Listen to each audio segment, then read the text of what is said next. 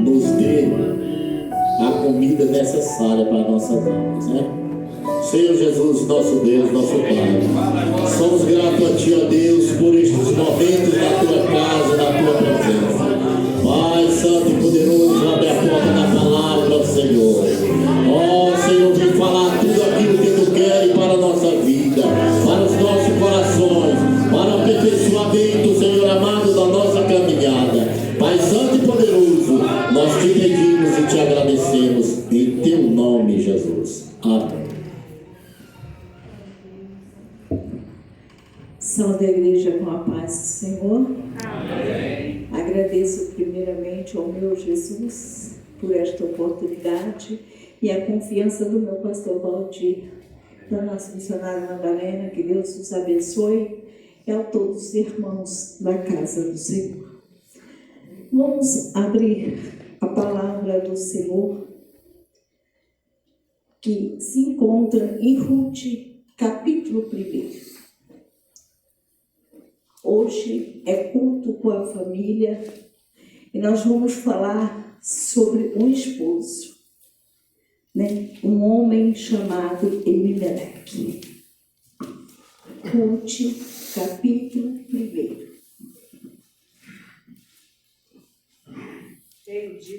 É uma história a qual se enquadra muitas famílias, né? Que o Senhor possa nos ajudar nesta noite. Ainda estou vendo algumas Bíblias sendo folhadas.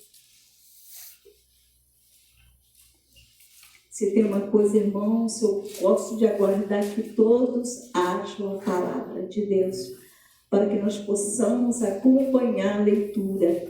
Alguém não tem Bíblia aí, eu posso emprestar a minha. Os visitantes têm Bíblia? Está no telão. Ah, está no telão.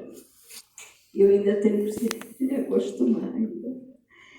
Eu gosto muito da Bíblia, das folhas. Eu amo essas folhagens passando, né? É muito gostoso. Porque muitos ainda usam celulares para a palavra de Deus. E nos diz a palavra: e sucedeu-se que nos dias em que os juízes julgavam e houve fome na terra, pelo que um homem de Belém de Judá saiu a peregrinar no campo de Moabe, ele, a sua mulher e os seus 2 filhos. E era o nome deste homem Elimeleque, e o nome da sua mulher Noemi, o nome dos seus 2 filhos Malom, Quilion, Efrateu de Belém de Judá. E vieram aos campos de Moabe e ficaram ali. Amém? Pode tomar os vossos assentos. O que nos chama a atenção, que é uma história que nos fala de Judá, de Belém, a cidade do pão. Mas até na cidade do pão houve crise. Houve falta de pão. Quantas crises nós já passamos? E nós vimos que este homem, vendo que chegou a crise na sua porta, houve necessidade de alimento. E ele, em vez de enfrentar a situação, em vez deste homem dizer: vamos suportar a crise, que Deus vai nos dar vitória, o que este homem faz? Ele foge. O momento talvez você acha propício em fugir, mas Deus queria tratar com a família de Judá. Deus queria ensinar ao povo que eram dependentes de Deus. Mas é uma outra história dizendo que o povo já estava se afastando da presença de Deus. O povo já estava contaminado com os ídolos, com o pecado. E Deus, Ele sabe como tratar conosco. Quando o pecado entra na nossa casa, na nossa família, quando nós começamos a rejeitar Deus, trabalhar na minha vida e na tua vida. E não foi diferente Deus tratar com uma nação, com o povo dele. Deus é especialista em tratar comigo e com você. Não adianta você fugir do projeto de Deus que Ele determinou sobre a tua vida. Porque Deus queria tratar com o povo. Porque o povo se distanciou de Deus. O povo largou o Senhor. E Deus, quando Ele marca alguém, Deus vai atrás. Deus traz de volta. Nós já conhecemos muitas histórias da Bíblia. Deus não perde ninguém de vista. Deus deixa você ir aonde você quer. Mas no tempo certo, Deus traz você de volta para casa. Nós estamos aqui peregrinos, essa terra não é nossa. Nós temos uma promessa de voltarmos para casa. O Senhor nos fez uma promessa. Eu estou subindo, mas eu vou preparar para nós um lugar. Olha, irmãos, o Senhor, Ele sabe trabalhar na minha vida e na tua vida. Deus sabe trabalhar na sua casa, na sua família. Não fuja da presença de Deus. Porque quando você foge da presença de Deus, você paga um preço. Será que você, no seu trabalho, na escola, no ônibus, onde você está dando testemunho de um servo, de uma serva do Senhor? Porque aqui, este povo não dava testemunho mais de Deus. Porque eles já tinham se afastado de Deus. Aí o que o Senhor manda? Uma crise, uma fome para aquele povo. Em vez do povo se voltar para Deus, pedir perdão, se reconciliar com Deus, o que Elimeleque faz?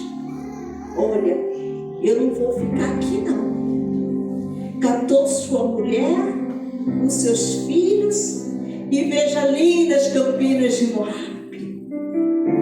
Moabe não tinha falta de nada, mas Moabe era uma cidade idólatra, uma cidade que ali matavam as crianças e ofereciam holocaustos, a qual tinha vários símbolos, a qual se ofereciam holocaustos e sacrifícios aos ídolos, aonde jamais alguém que serve a Deus deveria colocar os pés. Nem todos os lugares pertencem e nós também não podemos estar. Devemos tomar cuidado para onde vamos e aonde vamos levar a nossa família. Temos que pedir direção de Deus, orientação a Deus. Senhor, tu me permite que eu vá? Elimeleque conhecia o Senhor. Ele tinha tudo para se dar bem. Ele tinha suas terras, a sua casa, a sua esposa e os seus 2 filhos, Malom e Quilom.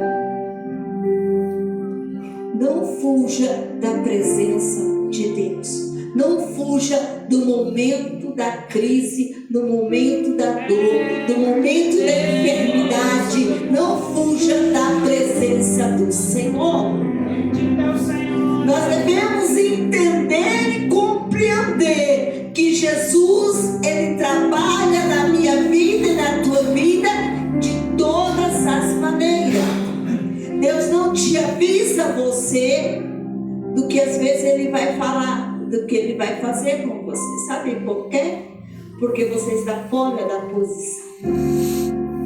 Quando Deus avisa somente aos seus profetas, Ele me avisa muitas vezes daquilo que vai acontecer comigo.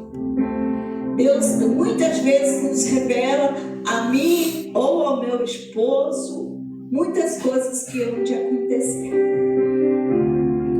Então, quando nós oramos, buscando ao Senhor, intercedendo pela nossa casa, pela família, guardando a nossa casa em oração, Deus cuida dos mínimos detalhes da minha vida e da tua vida. Mas não foi isso que este homem fez. Esse homem, ao invés de ter um particular com Deus, de buscar a Deus, Senhor, a crise chegou. Senhor, vai faltar pão na minha casa, na minha mesa. O Senhor pode suprir. Sabe aquele diálogo que a gente tem com Jesus? Sabe aquele particular que você fala, Senhor, está doendo, não dá mais? Até aqui deu, Senhor, agora não dá mais. Agora o Senhor pode pegar esta causa. É assim que Ebimeleque deveria ter feito com Deus. Mas ele preferiu fugir, sair da cidade do pão, porque houve falta de pão. Não saia do seu lugar, porque está te faltando alguma coisa. Não sei o que tem faltado na sua casa, na sua família, não sei o que está precisando, mas eu sei de uma coisa: peça para Jesus nesta noite, porque Ele vai suprir todas as vossas necessidades. Aleluia. Glória ao nome do Senhor. E quem foge da presença de Deus tem consequência. A consequência do pecado é a morte. E a morte espiritual é a pior que tem para nós cristãos que servem ao Senhor. Ela é a morte espiritual. Aquele que não sente mais a presença de Deus, aquele que não tem o desejo mais de buscar a Deus, aquele que não tem o desejo mais de vir à casa do Senhor e ouvir a palavra do Senhor. Aleluia. Ele perdeu a presença de Deus. E por causa que ele perdeu a presença de Deus, ele desobedece e vai para uma cidade idólatra. E se contamina com os moabitas, porque os moabitas eram rejeitados por Deus, por causa da sua idolatria, por causa dos seus sacrifícios. Lá não havia falta de nada, mas a maior falta que havia em Moab era a presença de Deus. A maior falta que você pode ter na vida é a presença do Senhor. E muitas famílias estão perdendo a presença. Temos problemas nas nossas famílias? Temos. Porque servimos a Deus, não vamos ter problema? Vamos. Nós não podemos dizer que nossa família não tem problema nenhum. Temos. Mas nós confiamos no Senhor, que Ele vai nos ajudar e nos dar graça em vencer todas as dificuldades. Ele vai dar vitória, Ele vai salvar, Ele vai libertar, Ele vai curar. Deus vai fazer tudo aquilo que eu não tenho condições de fazer, o meu Deus faz. Porque a sua palavra diz: servimos um Deus do impossível.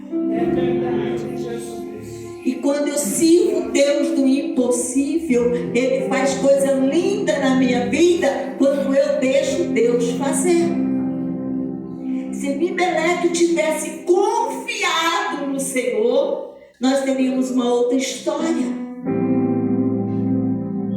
Mas, irmãos, toda desobediência tem um preço alto. E por causa da desobediência de Ebimeleque, ele desce para as campinas de Moabe, habita ali com sua esposa, com os seus 2 filhos e vive por alguns anos. Mas na história paralela nos conta que Ebimeleque, ele se perde. E por ele se depender de Deus de uma vez, ele começa a fazer um monte de coisas erradas. Ele começa a roubar os moabitas. E não adianta, tudo aquilo que é escondido, um dia vem à tona. E descobriram aí onde foi a causa de Abimeleque. Porque quando a Bíblia não fala do que Abimeleque morreu. Mas quando nós lemos as histórias contadas nos paralelos, nós vimos ali que ele foi morto numa briga que ele se envolve. Ele perde sua vida. E só fica ali Noemi, Malom e Quilion. Ele não consegue voltar para sua terra, para sua cidade.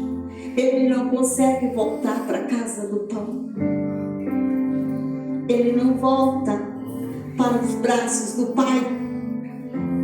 Ele perde a sua vida, ele perde sua salvação, porque morreu em pecado. E é muito triste quando um pai de família perde a direção, ele perde a rédea da sua família. É muito triste isso. E nós vimos aí fora muito disso acontecer. Muitos pais de família se perdendo nas drogas, nos vícios, na prostituição.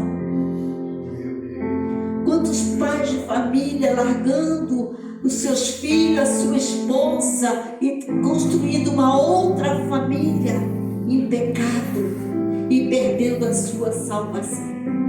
Porque se ele morrer em pecado, ele não é salvo. Muitos não querem muito falar. Quantas famílias Satanás está destruindo hoje? Quantas famílias sendo destruídas? Nós estamos falando de realidade de família hoje. Quantos pais abandonando as suas esposas, os seus filhos, por causa do vício? E aqui não foi diferente. Agora fica aqui Malom, Quilion e Noemi. E nós vimos que também, ao invés deles irem para Judá e procurar umas mulheres da sua descendência, da sua tribo, da sua cidade natal, o que eles fazem? Casam com duas moabitas. Porque os filhos refletem os pais. Porque o pai não foi um bom exemplo nem para Malom nem para Quilion. Não foi o pai que deu exemplo. Não teve uma vida íntegra, honesta. E os filhos também se entraram no vício do jogo. E se casam. E a Bíblia nos relata que em 10 anos, Malom, Quilion morre do pecado, longe de Deus. Olha como é triste você distanciar da presença de Deus. Como é triste você largar o seu lugar sem a direção de Deus. O que o pai de família fez com a sua família? Ele vai para Moabe, morre em Moabe, agora morrem os seus 2 filhos. O preço do pecado é a morte. E nós devemos tomar muito cuidado, porque o Senhor quer nos ensinar que ainda há esperança. Deus ainda tem misericórdia de mim e de você. Aleluia. Porque nós servimos um Deus que ainda vê. Aleluia. E disse: olha, morreu Abimeleque, o marido de Noemi, e ficou com ela seus 2 filhos, a quais tomaram para si mulheres moabitas, e era o nome de uma órfã e o nome de outra Ruth, e ficaram ali quase 10 anos. O que me chama a atenção, que estava estudando, Malom quer dizer doentio. Quilion, tuberculoso. Olha o nome. Orfa, pescoço e gazela. Ruth, companheira.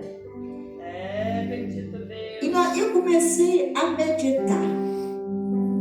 Como que Mimeleque e Noemi colocou dois nomes, Malom e Quilion, nos seus filhos. E vendo ali, diziam que Malom era um menino muito frágil, doente, por isso levou o nome de Malom, que quer dizer doentio, doente. Eu costumo sempre dizer, cuidado com o nome que você escolhe para os seus filhos. Observe bem, estude os nomes que vão pôr nos seus netos, nos seus filhos. Porque nós vivemos numa tradição judaica.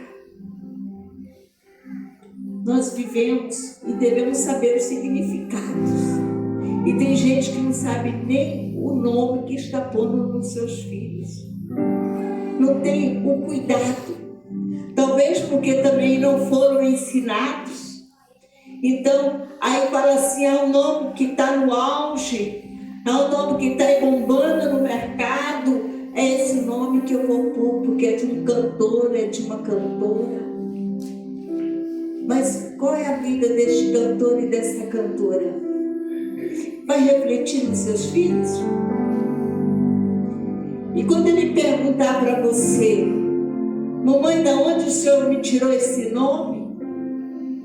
E você vai dizer, foi lá na televisão, eu vi, achei bonito. Eu sempre costumei dizer aos meus filhos que quando eu estava grávida, eu orei ao Senhor e eu perguntei a Deus o nome dos meus 2 últimos filhos. E ali eu orando, buscando a Deus para saber o nome do primeiro filho. E Deus tinha me dito o nome. E eu disse, Senhor, confirma com meu esposo. Porque ele também precisa querer o mesmo nome. E quando ele chega do serviço, nós conversamos. Eu falei com ele. E eu falei assim, Deus gerou isso no meu coração. E expliquei a ele. E graças a Deus ele concordou, né? Ele que concordou, porque os irmãos têm que estar de acordo, né? Tem que estar de acordo. Nós somos famílias, temos que, não é bater pé não, é fazer bico não, porque a gente faz bico quando quer alguma coisa e o marido diz não, a gente faz bico, não faz? Faz. Nós fazemos bico, fica meio bravinha, mas não tem importância não. Jesus tira o biquinho nosso rapidinho. Jesus vem, torce o nosso bico e diz, olha, não é desse jeito, é do meu jeito. E Jesus nos ensina, ele trata conosco, ele fala assim, olha, é do meu jeito, aleluia. É preciso que haja compromisso, haja ali comunhão, haja ali um elo entre o casal.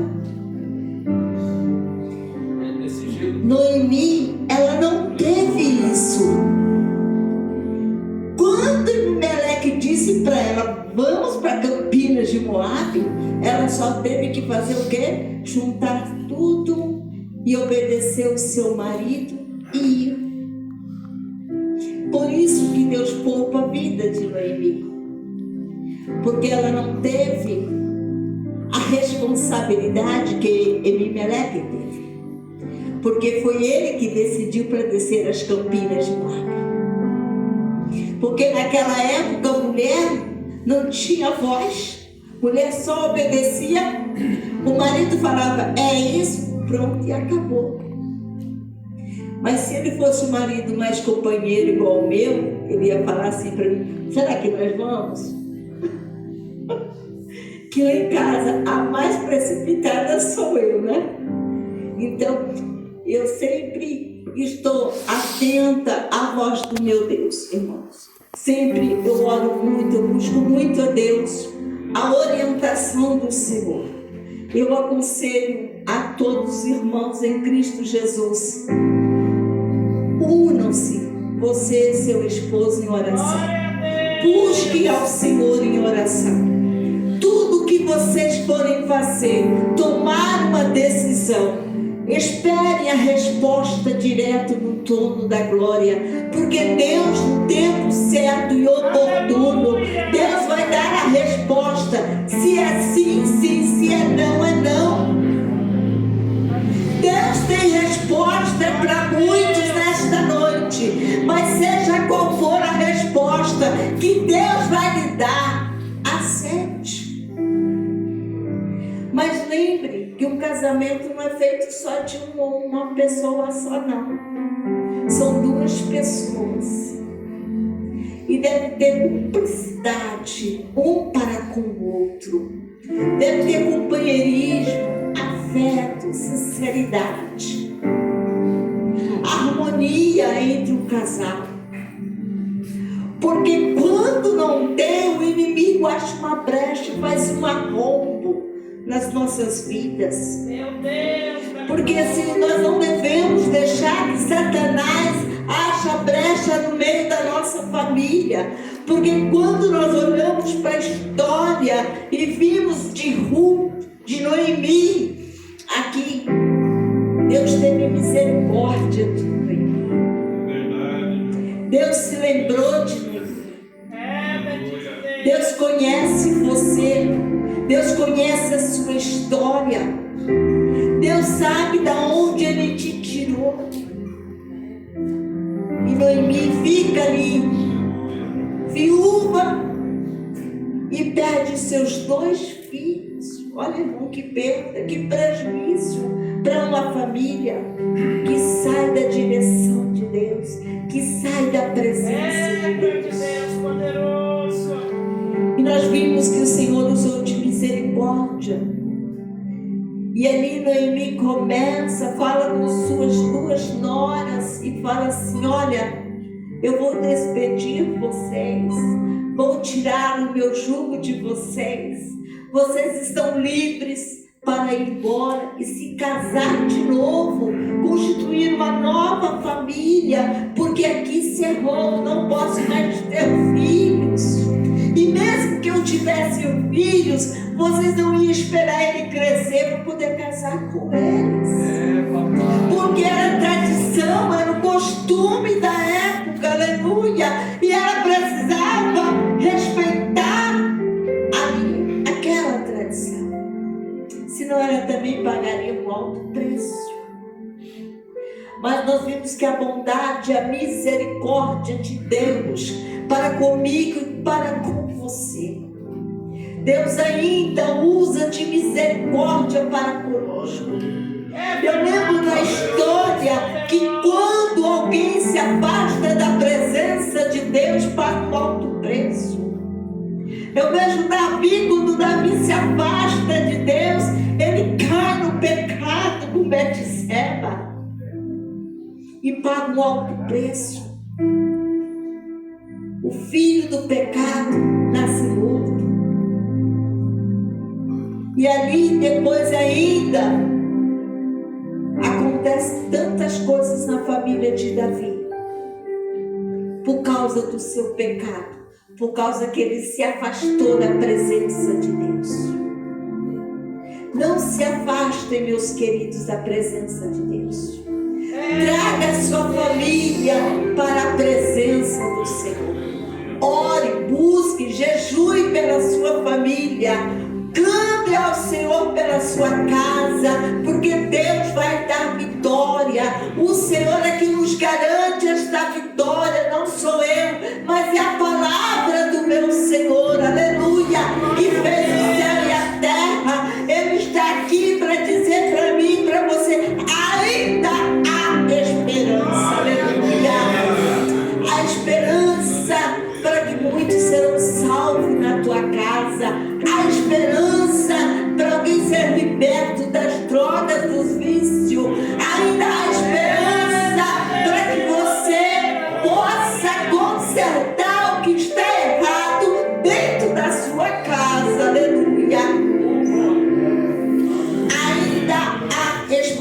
esperança para mim e para você nessa noite. E todos nós sabemos o que acontece dentro da nossa casa. Muitas coisas que acontecem dentro da nossa casa, que nós guardamos lá e saímos e fechamos lá em casa. E ninguém sabe o que se passa lá. Tem coisas que nós deixamos e só Deus vê. As brigas, as contendas que tem dentro das nossas famílias. E tem. Mas nós temos ainda o dom da reconciliação. Por mais que o marido um dia brigue e discuta com a esposa, mas daqui a pouco, se ele for um marido sábio, ele chega lá com beijinho, com carinho, e daqui a pouco está tudo bem. É você saber reconciliar, é saber aceitar que você errou. A esposa da mesma maneira, porque quando a gente fala do esposo, está falando da esposa, porque nós mulheres não somos fáceis de lidar. Eu costumo dizer que nós mulheres somos terríveis, são difíceis. Tem dia que nós estamos danada da TPM, eu já passei por ela, mas as mais novas ainda estão fluindo. Mulher é difícil, é complicada. E os esposos precisam entender, precisam amar, precisam aceitar e dizer: eu te entendo, meu bem, hoje não é o dia. É assim, irmãos, família tem os problemas, mas não fuja do seu problema, resolva o seu problema, não fuja dele, porque fugir tem consequência. Hoje é um probleminha, amanhã vai se tornar um problema maior. Então resolve enquanto ele é pequeno, aleluia, enquanto você pode resolver, porque quando se tornar grande, você vai já incapaz de resolver. Mas lembre, Jesus tem a solução para os teus problemas nesta noite, e Ele quer lhe ajudar. Ele quer ter misericórdia de você, da sua casa, da sua família, porque servimos um Deus que tudo pode. Que esse exemplo de Abimeleque não seja a nossa história. Não seja a nossa história. É verdade. Por que eu trouxe Abimeleque? Porque todos muito gostam de dizer coisas boas, gostam de pregar coisas boas. Quando nós vimos na Bíblia, falamos de mulheres, nós só queremos pregar sobre as mulheres boas, mas as duas mulheres más que a Bíblia relata. Ninguém quer pregar sobre elas. Quantas mulheres más temos? Mães que matam seus filhos, mãe que aborta os seus filhos. Temos, irmãos, mas muitas vezes é melhor falar só das coisas boas do que das coisas ruins, porque as coisas ruins às vezes nos constrangem. Lembramos também dos nossos erros do passado, do pecado que nós já cometemos quando nós não éramos crentes, quando Jesus não tinha nos alcançado. Por isso eu trouxe essa história de Abimeleque para que nós possamos refletir. Trouxemos a história de Davi. Saul rejeitou aquilo que Deus tinha para ele. Ele foi fazer o que ele jamais deveria ter feito. Saul não foi escolhido por Deus, foi escolhido. O povo queria um rei e Deus deu Saul. E ali, quando Saul estava ali, que assumiu o trono, e veio o profeta e fala para ele: olha, antes que você vá à guerra, nós vamos fazer um sacrifício. E Saul corre, se adianta e oferece o sacrifício. Desobedece a Deus e paga um alto preço pela sua desobediência. Não vamos sofrer danos porque vamos desobedecer ao Senhor. Nós servimos um Deus de bondade, de misericórdia, mas servimos um Deus que é justo. Ele é justo juiz. Glória a Deus. E eu não quero amedrontar vocês porque não serve a Deus. Eu quero mostrar para vocês que tem consequências os nossos atos, tem consequências as nossas atitudes, e nós temos que ser responsabilizados pela minha e a tua atitude que nós tomamos. Ainda mais quando se refere à família. Lembra que a família não é só você. Tem a sua esposa, tem os seus filhos, tem o seu sogro, tem a sua sogra. Olha quantas famílias se envolvem na tua família. Tem os primos, e nós vimos ali que quando acontece alguma coisa na família, todos sofrem. Todos sofrem as consequências só de um ato, de uma só pessoa. Temos consequências e nós temos que começar a assumir as nossas consequências dos nossos atos. É isso que eu quero refletir com você nesta palavra. Os teus atos têm consequência. Eu quero convidar você nesta noite, você, a sua família, vamos orar pedindo ao Senhor que nos ajude, que nos fortaleça nesta noite.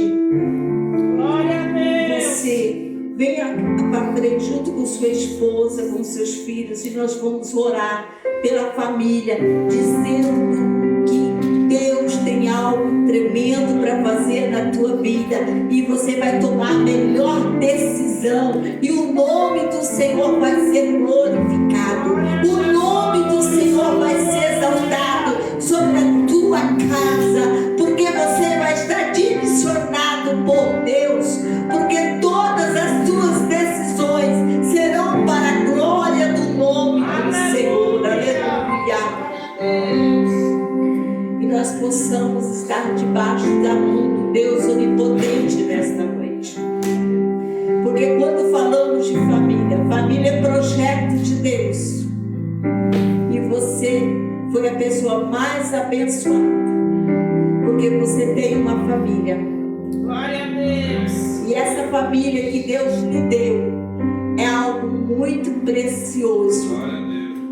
É tão precioso que vocês nem sequer possam imaginar a preciosidade que você tem nas suas mãos. Aleluia. E sobre a sua responsabilidade. E que Deus tenha em primeiro lugar na sua família. Creia que nesta noite, tudo que você for fazer, você vai pedir direção ao Senhor. Aleluia. Você vai perguntar: Jesus, é do teu agrado que eu vá, que eu fique? É da tua vontade, Jesus? E Jesus vai falar com você. Você pode ter certeza, você pode ter a convicção do que Deus vai fazer, vai ser coisa extraordinária, que você nem sequer vai poder imaginar o que Deus vai fazer na tua vida. Aleluia. No meio da tua família, Deus vai salvar, Deus vai libertar, Jesus vai curar, porque o Senhor a qual nós servimos, Ele é o médico dos médicos por excelência, Ele é advogado dos advogados, juiz dos juízes. Esse é o nosso Deus. E Ele vai te capacitar, Ele vai te ajudar, Ele vai te fortalecer nesta noite.